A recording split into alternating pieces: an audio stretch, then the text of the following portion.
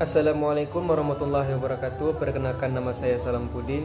Saya dari lokal Pain 6H, yang bagaimana tugas saya sekarang adalah menjelaskan tentang materi saya, yaitu bagaimana hukum jual beli anjing dan jual beli kotoran. Gitu.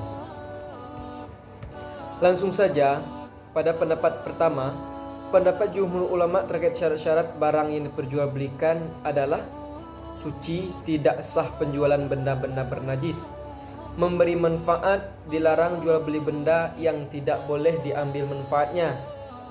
3. Jarang ditaklidkan, yaitu dikaitkan atau digantung kepada hal-hal yang lain.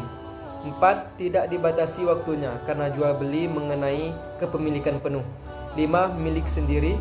6. Diketahui banyak berat takarannya atau ukuran-ukuran yang lain. Barang yang ketujuh, barang diserahkan tergantung kesepakatan waktu bersama. Nah, bagaimana menurut Imam Hanafi jual beli anjing ini, bagaimana hukumnya? Imam Hanafi memperbolehkan jual beli anjing dengan beberapa syarat.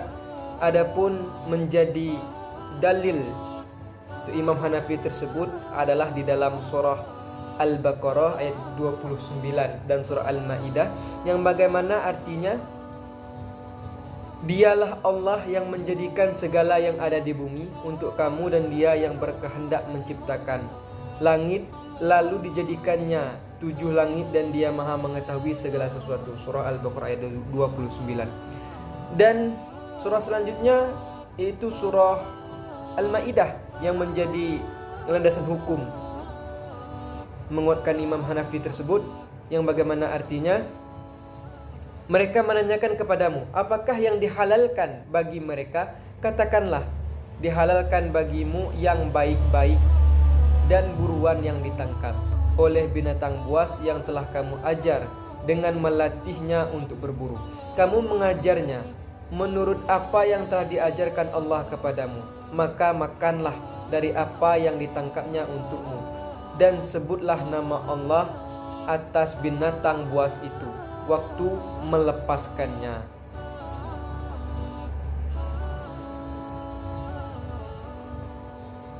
Dan bertakwalah kepada Allah, sesungguhnya Allah amat cepat hisabnya. Surah Al-Maidah ayat 4. Inilah menurut Imam Hanafi. Menurut Imam Hanafi, jual beli anjing itu boleh, akan tetapi dengan beberapa syarat tersebut.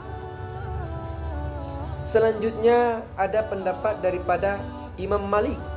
Bagaimana dengan Imam Malik? Apakah Imam Malik memperbolehkan jual beli anjing ini? Imam Malik mengatakan di sini, jual beli anjing ini hukumnya adalah makruh, kata Imam Malik. Beliau mendasarkan pada surah Al-Maidah ayat 4 juga, dan sabda Nabi Muhammad SAW. Bagaimana sabda Nabi Muhammad yang akan saya bacakan, yaitu adalah artinya, diberitakan Abdullah bin Yusuf, kami diberitahu Malik dari Ibnu Syihab, dari Abu Bakar bin Abdullah Ar-Rahman, dari Abi Mas'ud, dari An-Nasar, sesungguhnya Rasulullah SAW melarang harga anjing, mahar pezina, dan ongkos peramal. Hadis riwayat Bukhari. Hadis selanjutnya yang menjadi dalil Imam Malik, yaitu yang saya baca artinya saja. Diberitakan Yahya bin Yahya, ia berkata, saya membaca kepada Malik dari Yazid bin Husaifah, sesungguhnya Sa'id bin Yazid telah mengabarkan padanya, sesungguhnya dianya Sa'id telah mendengar Sufyan bin Abi Zuhair, ia berkata, saya mendengar Rasulullah SAW bersabda, barang siapa memelihara anjing yang tidak digunakan untuk menjaga tanaman dan tidak juga ternak, niscaya berkuranglah dari amalnya setiap hari sebanyak 1 qirot. Hadis riwayat Muslim. Imam Maliki di sini memperbolehkan memelihara anjing asalkan anjing ini tersebut untuk menjaga tanaman atau kebun, dan juga memelihara hewan. Jadi kalau kita memelihara hewan, kita boleh memelihara anjing untuk menjaga hewan-hewan ini.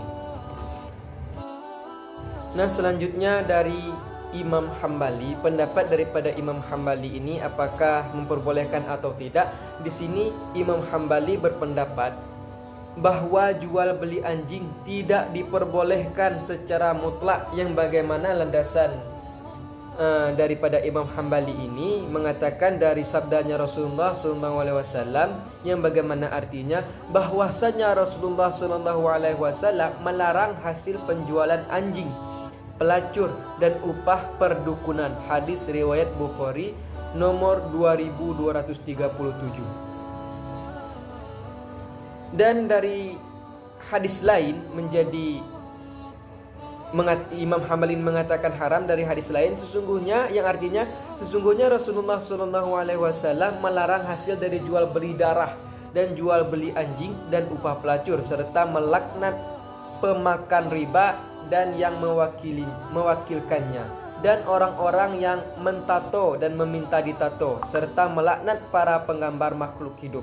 Hadis riwayat Bukhari nomor 2238. Dan hadis selanjutnya yang menjadi dalil Imam Hambali untuk mengharamkan anjing ini secara mutlak, yang bagaimana artinya sejelek-jeleknya penghasilan adalah upah pelacur, hasil penjualan anjing, dan penghasilan tukang bekap. Hadis riwayat Muslim. Selanjutnya dari materi kami, yaitu tentang kotoran hewan. Selanjutnya saya akan membahas jual beli kotoran hewan dengan 4 pendapat para mazhab. Menurut Imam Hanafi, dalam pandangan Al-Hanafiyah begitu, pada dasarnya benda najis itu haram untuk diperjualbelikan. Namun bila bisa diambil manfaatnya, hukumnya boleh. Menjual kotoran hewan diperbolehkan karena bisa dimanfaatkan, semisal untuk menyuburkan tanaman, kotoran hewan yang dianggap sesuai yang bernilai. Begitu, meskipun pada dasarnya hukum asal kotoran hewan ini adalah najis. Seperti apa? Contoh yang sering kita dilakukan yaitu kotoran sapi, kotoran ayam. Ini mendatangkan manfaat begitu. Walaupun dasar hukumnya ini kotoran ini adalah najis, akan tetapi kita mengambil manfaat dari tersebut, maka di sini Imam Hanafi memperbolehkan. Dalam kitab Al-Fiqh Al-Mazhib Al-Arba', mazhab Hanafi menegaskan,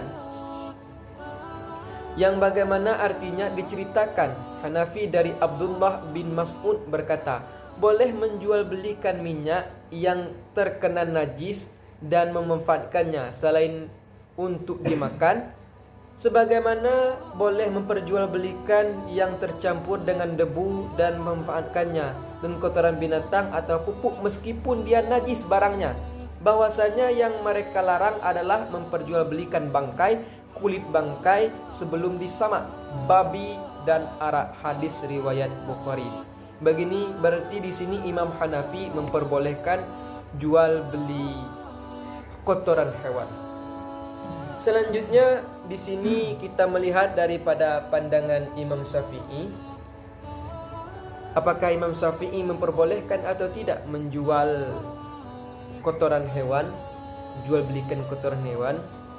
Secara umum Imam Syafi'i ini tetap mengharamkan jual beli kotoran hewan, walaupun sudah dicampur tanah maupun untuk pupuk. Imam Syafi'i berpendapat bahwa benda yang diperjualbelikan harus suci, sehingga dalam jual beli kotoran hewan tidak diperbolehkan, karena di dalam kotoran hewan terdapat unsur-unsur najis, baik itu hewan yang boleh dimakan maupun kotoran hewan yang haram untuk dimakan.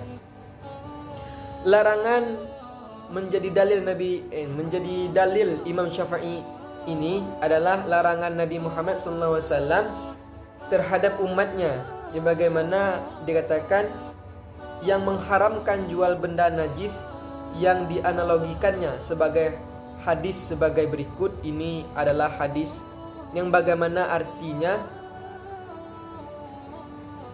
Allah Subhanahu wa taala telah melaknat orang-orang Yahudi lantaran telah diharamkan lemak hewan, namun mereka memperjualbelikannya dan memakan hasilnya. Hadis riwayat Bukhari dan Muslim. Inilah menjadi dalil Imam Syafi'i untuk mengharamkan jual beli kotoran hewan ini, walaupun hewan itu halal dimakan, walaupun tidak halal dimakan. Imam Syafi'i tetap mengharamkan. Nah, bagaimana kita orang-orang di Indonesia sering melakukan, khususnya kampung saya sering melakukan membeli kotoran hewan seperti kotoran ayam, kotoran sapi untuk pupuk tanaman. Nah, disitulah kita bertaklid dengan Imam Hanafi yang memperbolehkan tersebut. Bagaimana dengan pandangan Imam Malik dan Imam Hambali? Begitu. Imam Malik atau Imam Maliki dan Imam Hambali sepakat mengatakan kotoran hewan yang dagingnya boleh dimakan adalah suci.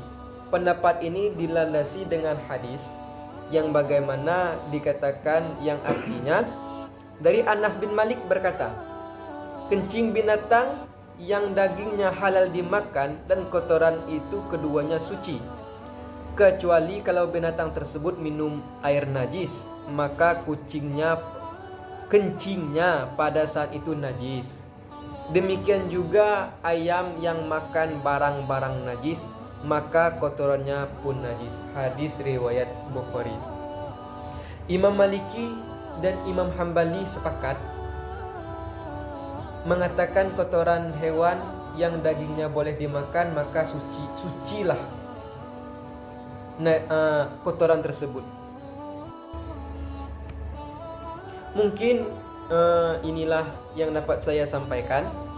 Dari beberapa pendapat tadi telah saya jelaskan. Inilah tugas saya, Bapak Ayatullah, dalam video ini. Jikalau banyak kurangnya atau penyampaian yang kurang memahami, saya mohon maaf, dan semoga bisa diluruskan jika ada yang salah. Saya akhiri dengan wassalamualaikum warahmatullahi wabarakatuh.